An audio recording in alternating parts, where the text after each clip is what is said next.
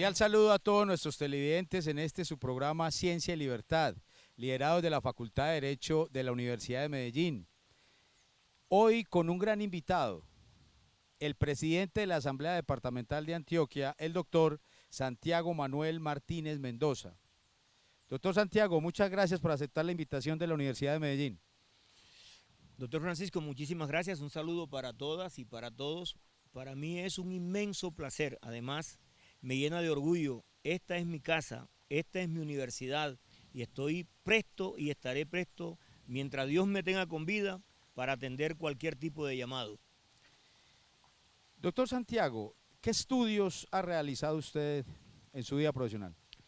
Bueno, primero tuve una licenciatura aquí en la Facultad de Educación en Español y Literatura. Pasaron algunos años y después la universidad me reconoció algunos créditos de esa carrera y terminé Derecho.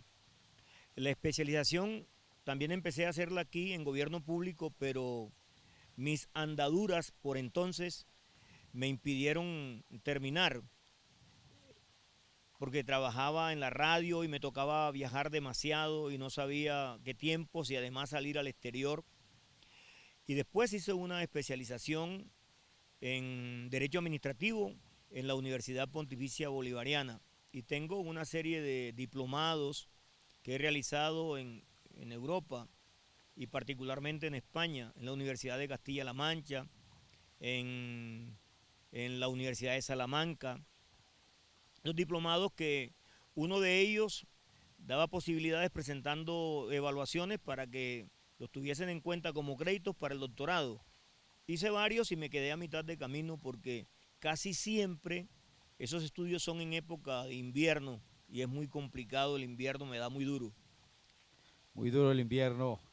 ¿Usted qué es de San Marcos? Bueno, yo trabajé siendo muy sardino en San Marcos, en el Colegio San José primero en la Flores Sucre, Colegio San José y después en el Nacionalizado, en el Instituto San Marcos, que hoy es el Colegio de Bachillerato.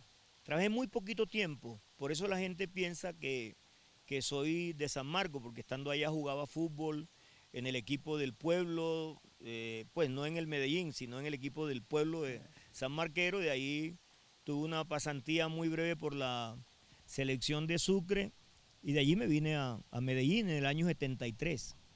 Bueno, doctor Santiago, sabemos que ha hecho parte del Consejo de Medellín y ahora es el presidente de la Asamblea Departamental. Esas dos experiencias que han representado en su vida.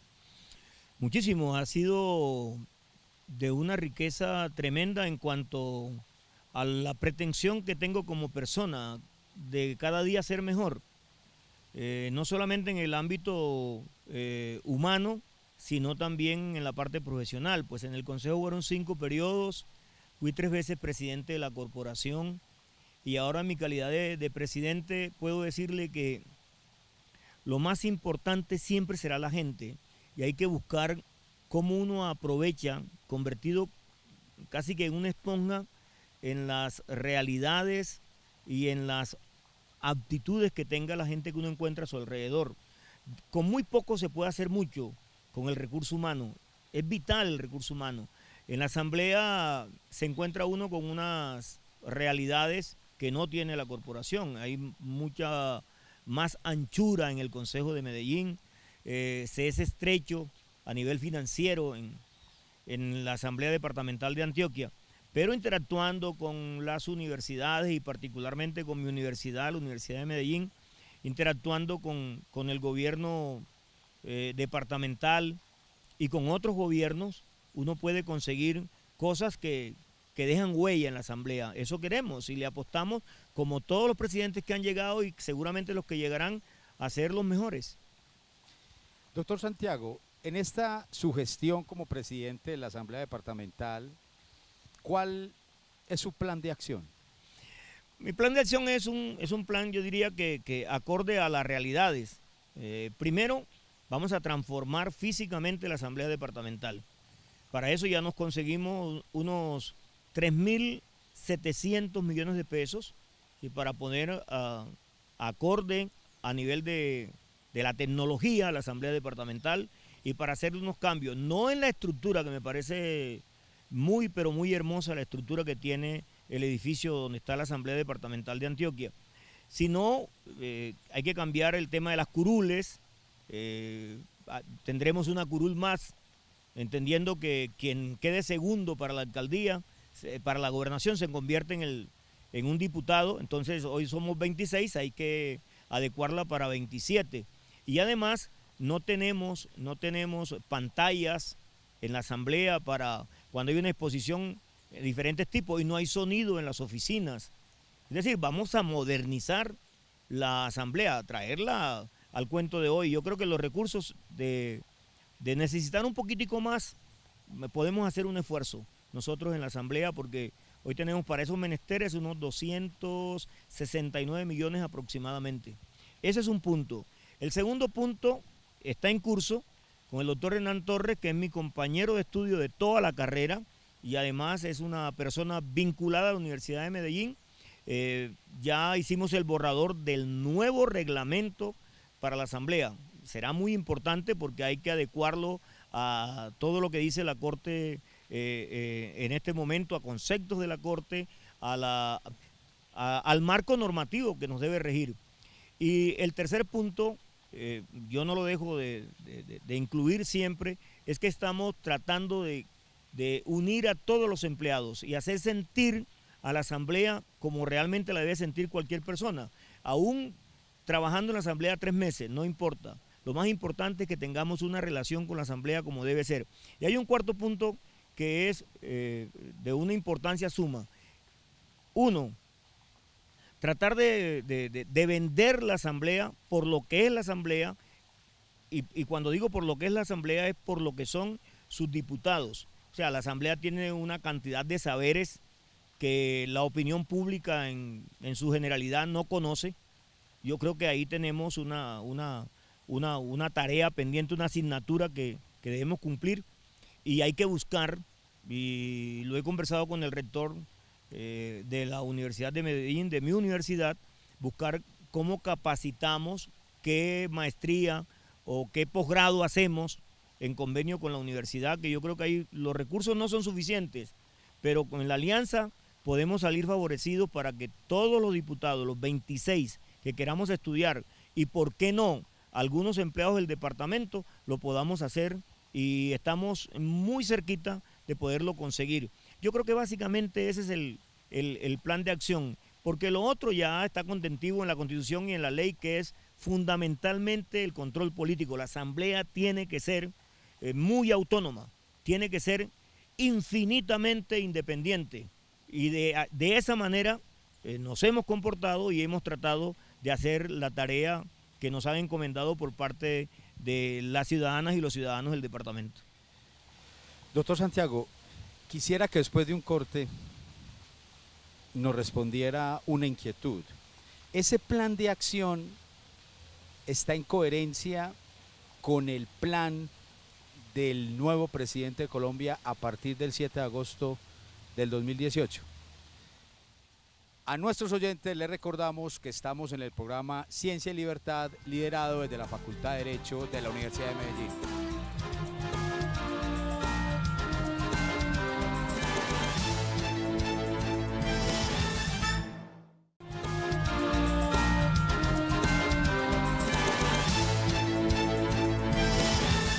Les recordamos que estamos en el programa Ciencia y Libertad, hoy con nuestro gran invitado, el doctor Santiago Manuel Martínez Mendoza, presidente de la Asamblea Departamental de Antioquia.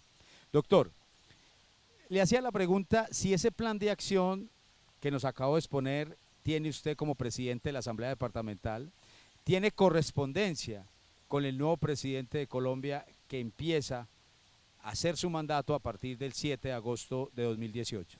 Bueno, la correspondencia tiene que ver con las tareas que asume la Asamblea y que entrega como instrumento, una vez elaborado el proyecto para convertirse en ordenanza, conjuntamente con el gobierno departamental, porque una de las cosas que siempre hacemos y que no deja de estar en el plan de acción, no porque no lo haya respondido en la primera pregunta que usted me hizo, tiene que ver con ¿qué instrumento le damos al gobierno departamental que pueda coordinarse con el gobierno nacional ese instrumento para sacar adelante proyectos, en este caso detonantes como el ferrocarril de Antioquia, por ejemplo? Hemos sufrido el tema de Hidroituango, es una calamidad que no estaba en los planes de nadie. Entonces ahora nosotros tenemos que buscar rehacer la ordenanza que ya hicimos para traer los flujos a valor presente, los flujos que iban a ingresar por Hidroituango ya no van a ingresar. Ese 1.200.000 millones de pesos, pues habrá que buscarlos con el gobierno nacional y para eso debemos cambiar la ordenanza. En ese contexto, pues ese plan de acción está de la mano con lo que piensa el gobierno nacional en cabeza del presidente Iván Duque Márquez. Otra cosa que me parece a mí fundamental en la armonía que debe existir en los dos planes es la forma como defendemos el medio ambiente. Yo creo que allí hay mucha similitud y va en concordancia. En lo que nosotros no sabemos si estará en concordancia es los instrumentos que hemos dado a la gerencia de paz para el proceso. No creemos que se haga lo que se manifestaba en la campaña. Una cosa es uno gobernando y otra cosa es en campaña. No quiere decir que son dos personas distintas, ¿no? Es la misma persona. Pero volver añicos los acuerdos, yo creo que eso va a ser complejo porque ha sido refrendado el acuerdo por el Congreso, tuvo manifestación de la Corte, entonces, y nosotros hemos ido en armonía con lo que van los acuerdos y hemos creado inclusive el Fondo Agropecuario que va a actuar fundamentalmente ayudando en el posconflicto. De esa experiencia, como lo hace notar, que ha tenido usted como diputado, ¿cuáles son los grandes retos para la Asamblea Departamental de Antioquia? Uno de los retos enormes de la Asamblea Departamental de Antioquia tiene que ver con la institución universitaria digital. Primero porque es un proyecto detonante del gobierno del doctor Luis Pérez Gutiérrez y aquí nos hemos quedado cortos. Nosotros ya aprobamos la institución como tal. La institución tiene un rector. Nosotros teníamos la ilusión y todavía en muchos de nosotros está la misma fuerza de lo que puede sobrevenir, pero lo vemos muy complicado porque la universidad, de acuerdo con el manifiesto del doctor Darío Montoya, quien es el rector, ha manifestado que se tendrían para el año entrante 1.000 estudiantes.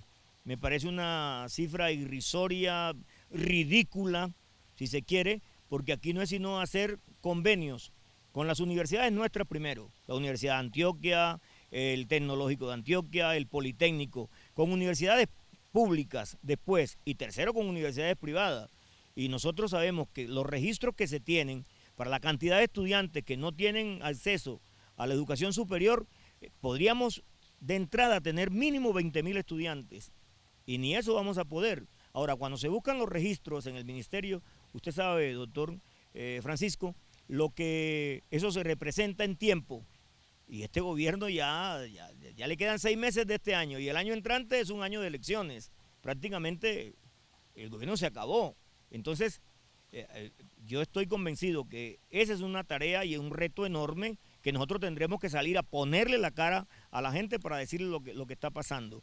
Y lo otro que es sustantivo en la Asamblea, es que nosotros tenemos que entregar, como hemos venido haciéndolo, un informe a toda la gente de Antioquia para decirle qué estamos haciendo, cómo lo estamos haciendo y en qué nos hemos equivocado. Y lo otro es, como una sección, digámoslo aquí, ¿qué pasa? ¿A quién le toca y por qué no lo hacen? Es decir, para decirle a nuestra gente, lo que está pasando con Hidroituango es esto. ¿A quién le toca? Le corresponde a EPM. ¿Por qué no lo han hecho? Y estas son las circunstancias por las cuales no se han hecho. Pero creo que vamos por un buen camino en ese sentido, aunque algunas cosas se van a quedar sin poder verlas hechas realidad. Pero pretendemos, como dicen los chinos, para un largo viaje el primer paso, que se dé ese primer paso. Doctor Santiago, quisiéramos saber, en relación al tema de la inseguridad, ¿qué reflexiona, qué estrategias puede dar la Asamblea Departamental tanto en el campo como para el área metropolitana? Pues lo primero que nosotros exigimos a la policía, porque no le estamos peticionando, sino que le estamos exigiendo que nos entreguen resultados.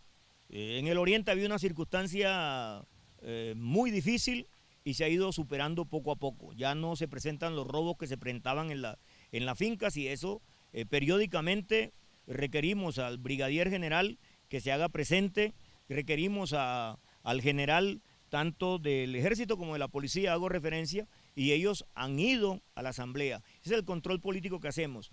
Es inaudito que muchos campesinos en sus regiones no tengan la tranquilidad para sus cultivos, bien poquitos que son, y sin tranquilidad es imposible, a pesar de que nosotros hemos dado una herramienta aprobando vigencias futuras para que se hicieran hasta ahora 1.300 kilómetros de placa huella.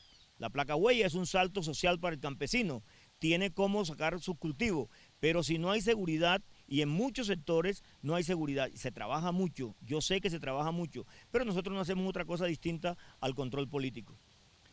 Sé que usted es un gran representante de los deportistas en Antioquia, ahora con este cargo de presidente de la Asamblea.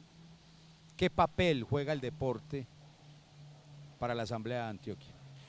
Bueno, aquí con la venia de mis compañeros todos, diputados y diputadas, voy a hacer mención a quienes hemos tomado la bandera en la corporación, al doctor Byron Caro Luján, a John Alexander Osorio Osorio, quien es el vicepresidente primero, a la doctora Ana Ligia Mora Martínez y a este servidor.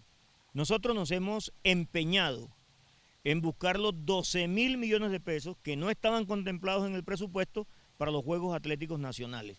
Nosotros tenemos que seguirle apostando a los Juegos Atléticos Nacionales, son las Olimpiadas nuestras, y no podemos dejar de asistir, ni podemos dejar de amparar a los deportistas que estamos amparando. Por ahí se escucharon voces del señor gobernador, y nosotros buscamos no solamente atajar las voces, sino argumentativamente demostrarle que esos 12.000 millones se requerían. Lo segundo es que tenemos que ampliar la infraestructura deportiva y tenemos que buscar políticas públicas, que ya afortunadamente contamos con la anuencia en el caso particular del señor gobernador de Antioquia, para que existan las escuelas populares municipales o lo mismo las escuelas populares regionales, porque como las escuelas populares es una idea de este servidor en la ciudad de Medellín, entonces la vamos a llevar al departamento. Vamos a empezar, ojalá por los municipios y por las veredas que tengan menos recursos. Por lo menos vamos a empezar con 5 escuelas populares municipales. Eso es fundamental. Lo otro que vamos a hacer, y aprovecho la pregunta, doctor Francisco, para decirle a toda la gente de ACOR que vamos a tener una ordenanza donde el deportista del año va a tener unos recursos año a año para que, como integrante de ACOR, se sienta mi paso por la presidencia de la Asamblea y particularmente por la Asamblea. Es decir, ya no van a tener que sacar la totuma o la ponchera los periodistas para ir visitando a uno, a otro o a otro empresario para conseguir los recursos, sino que vamos a tener una base presupuestal con ese proyecto de ordenanza. Doctor Santiago, después de un corte, yo quisiera saber qué se reflexiona en la Asamblea Departamental de Antioquia sobre la educación básica, media y superior. Le recordamos a nuestros televidentes que estamos en el programa Ciencia y Libertad, liderado desde la Facultad de Derecho de la Universidad de Medellín.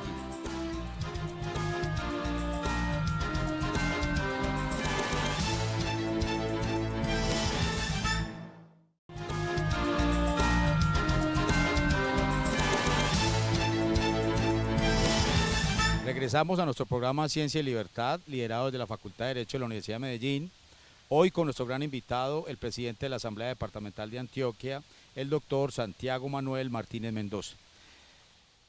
Doctor Santiago, el papel que juega la educación básica, media y superior para la Asamblea Departamental. Bueno, la Asamblea tiene diferentes visiones. Allá, afortunadamente, reitero, la Asamblea tiene unos saberes muy interesantes. Carlos José Ríos Correa, diputado del Partido Conservador, es interesado por el tema de la educación, entre otros diputados, el doctor egresado también de nuestra universidad, Rubén Darío Callejas Gómez, y particularmente el profe, como yo le llamo, y le llamé siempre así desde que comenzamos a estudiar la carrera de Derecho, Hernán Darío Torres Alzate. Hay diferentes visiones. Lo primero es que debemos hacer entender a nuestros educadores, en la escuela primaria primero, que si no buscan ahondar en valores y en la realidad circundante, el maestro va a sobrar, porque el personal lo tiene todo. A un niño, más que enseñarle quién descubrió la América o quién es el presidente de los Estados Unidos hoy día, es mucho más enseñarle cómo se saluda, cómo se interactúa con las personas, ahondar en el vocabulario, porque usted como profesor universitario sabe que nuestros bachilleres hoy no manejan 500 palabras. Ojalá manejaran 350 en promedio. Entonces, los educadores tenemos que buscar un nuevo modelo educativo en el preescolar para que no se pierda la lengua materna. Y en la primaria para fortalecer el aprendizaje de la lengua materna y para que el profesor tenga el papel que debe tener. O sea, que es de guía para enseñar a pensar. Porque lo más difícil del ser humano es pensar. Ningún ejercicio es más difícil para el ser humano que pensar. Y cuando a usted le enseñan a pensar, tiene un espíritu crítico y comienza por la sabiduría. Todo le genera una duda. Y cuando a un niño se le generan dudas, entra a la investigación. Sin darse cuenta, entra a paso a la investigación. Y ahí debe estar como guía el educador. Entonces, pero es fundamental que esta educación sea gratuita. Pero es fundamental que esta educación tenga los recursos suficientes para la alimentación. Pero es fundamental que esta educación, y sobre todo en nuestro departamento, que es un departamento tan inequitativo, que tenga cómo transportarse a estudiar. Por eso estamos impulsando el tema de las bicicletas en la parte rural para que los muchachos asistan a la escuela. Y estamos impulsando de todo punto de vista que hay que hacer convenios con los transportistas para que el tiquete estudiantil nos salga mucho más barato. Es una cosa que implantamos acá en la ciudad de Medellín y con unos resultados increíbles. Entonces, nosotros ¿cómo miramos la educación superior? La educación superior debe ser como con semestre cero, es decir, cuando el muchacho esté haciendo 9º grado, debe comenzar en la universidad. ¿En qué universidad? Pues en las universidades que se nos unan con este proyecto, que hoy es proyecto de ordenanza, pero que va a ser una ordenanza. Entonces la Universidad de Medellín se vincula, por ejemplo. Entonces cuando termine el estudiante el bachillerato, que pase ya 9º, 10º y 11º, tiene un número de créditos y es posible que empiece en el segundo semestre o es posible que empiece en el segundo semestre y tenga créditos ya vistos del tercer semestre. Así miramos la educación, queremos darle un salto, pero estamos trabajando. Es un proceso de homologación. Un proceso de homologación. Así mismo es, maestro. Entonces, nosotros, ¿qué queremos? Proyectar ese modelo educativo que tendremos el foro acá, no sé si en septiembre o en octubre, acá en nuestra universidad, y entonces ese modelo educativo debe servir de espejo para el modelo educativo de la nación. Porque si algo es obsoleto en nuestro país, primero la estructura del Ministerio de Educación. Es una cosa obsoleta, con funcionarios que tienen mucha sabiduría, pero que están opacados, porque no le dan las posibilidades. Y con otros funcionarios que el único que aporta es el Estado dándole el salario que se ganan, ¿cierto? Y tenemos que ir cambiando. Por ejemplo, yo fui el creador de Buen Comienzo, pero ahí hay un filón enorme para educar. Y me devuelvo al tema del preescolar. No puede existir esa brecha entre lo que es el preescolar y la salida de Buen Comienzo. ¿Por qué? Porque esa brecha debe ser llenada con la parte artística para tener en Medellín, por lo menos empezar con 2000 niños y niñas que sean escultores, cuenteros, dibujantes, pintores, etcétera. Hay que meter el arte, porque yo estoy apretando también al municipio. He ido donde el secretario de Educación Municipal y le he dicho, usted tiene un corte de qué ha pasado desde que creamos Buen Comienzo del año 2004 a esta parte, qué ha pasado con ese grupo de estudiantes. Eso también hay que hacerlo en la ruralidad, porque Buen Comienzo ya también está en el departamento. Entonces, a ver qué ha pasado y para dónde van esos jovencitos hoy, dónde fue que se equivocó el proceso, dónde tenemos que enmendar para sacarlo adelante. Pero esa es la mirada generalizada que hemos hecho de la educación. En ese sentido, usted ha utilizado en esta respuesta un concepto que tiene que ver con la inequidad, ¿ya? ¿Qué adelantos ha tenido el departamento de Antioquia, digamos, en los últimos 5 años, en los últimos 10 años, en materia social? Pues los adelantos son poco vistos. Un adelanto en materia social es, por ejemplo, preparar por encima de la educación, no digamos como buscando la jornada única, preparar, y eso se ha hecho con los pocos recursos, como en 5 o 6 municipios, que aparte de la jornada normal, ayudar a los estudiantes y sobre todo los de 10º y 11º para cuando llegan las pruebas nacionales tener un resultado distinto, ¿cierto? Eso se ha hecho. Otra cosa que hemos hecho para evitar la inequidad, porque la inequidad no se evita si no hay una estructura financiera para la educación. Todo político o toda persona que hable de educación sin tener en cuenta la parte financiera está votando caspa. Entonces nosotros, para la inequidad, lo que necesitamos primero es recursos para la educación y segundo, las posibilidades que le da a usted que cuando termine un muchacho de bachillerato ya tenga un arte, un oficio en determinado sitio, por las circunstancias que manejan en las regiones. O sea, en Caucasia hay determinado número de motos, que salgan técnicos en electricidad, técnicos en mecánica, o sea, que tengan la posibilidad de estudiar. Esto no es una campaña, sino que eso es lo que estamos trabajando. Por eso yo peleo para que el departamento tenga en cuenta las instituciones municipales como el Pascual Bravo, por ejemplo. Doctor Santiago, le agradecemos mucho su presencia en nuestro programa de la Facultad de Derecho. Quisiéramos saber, pero una respuesta muy corta, esa brecha de la pobreza en Antioquia sí va en descenso, pero muy corta. Muy difícil. Yo creo que la tecnología es una base para irla acortando y ahí todavía nos falta mucho. Y lo otro es que si no hay una democratización de la tierra y que esa democratización vaya de la mano con el pensamiento del gobernante y la anuencia del terrateniente, si eso no se logra, va a ser muy difícil. Nuestros campesinos hoy, se lo digo por experiencia visitando las regiones, nuestros campesinos hoy se quejan de que sus hijos no quieren seguir siendo campesinos.